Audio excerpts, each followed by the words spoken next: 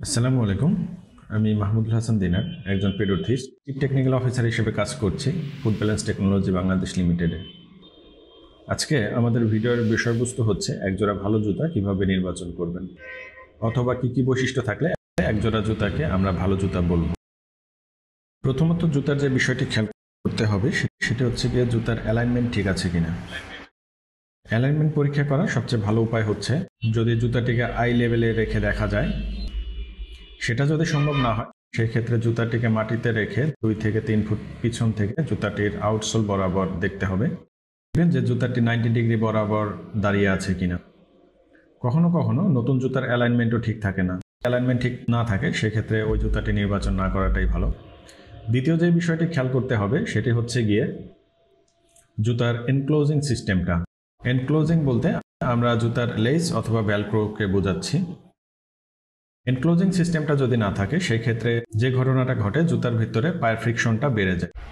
যারা ডায়াবেটিক রোগী আছেন তাদের ক্ষেত্রে এটি খুবই বিপজ্জনক হয়ে যেতে পারে। তৃতীয় যে বিষয়টি খেয়াল করতে হবে সেটি হচ্ছে জুতাটিকে হাতে নিয়ে জুতার পেছনে এবং সামনের অংশ বরাবর হাত দিয়ে দেখবেন যে শক্ত কোনো সাপোর্টিভ ম্যাটেরিয়াল আছে কিনা। সামনের অংশটাকে আমরা টোপ আপ বলি এবং পেছনের অংশটাকে আমরা হিল কাউন্টার বলি। টোপ আপ এবং হিল কাউন্টারের দুটি আলাদা আলাদা উদ্দেশ্য আছে। পরবর্তী কোনো এক ভিডিওতে আমরা এই বিষয়গুলো নিয়ে আলোচনা করব। কিন্তু হিল কাউন্টার বিষয়টা নিয়ে কিছু একটু বলা উচিত। সেটা হচ্ছে এটি আমাদের অ্যাঙ্কেল জয়েন্টটাকে সুদৃঢ়ভাবে ধরে রাখে। চতুর্থ যে বিষয়টি দেখবেন সেটি হচ্ছে গিয়ে জুতার বটম সোল বা জুতার নিচের সোলটা সেটা পর্যাপ্ত চওড়া কিনা। আমরা কখনোই সরু জাতীয় সোলকে রিকমেন্ড করি না, কারণ সরু জাতীয় সোল যেটা করে আমাদের ভরটাকে কেন্দ্রভূত করে, এতে আমাদের হিলের উপরে প্রেশারটা বেশি পড়ে। এই বিষয়গুলো বিবেচনা করে আপনার জুতাটি নির্বাচন করবেন।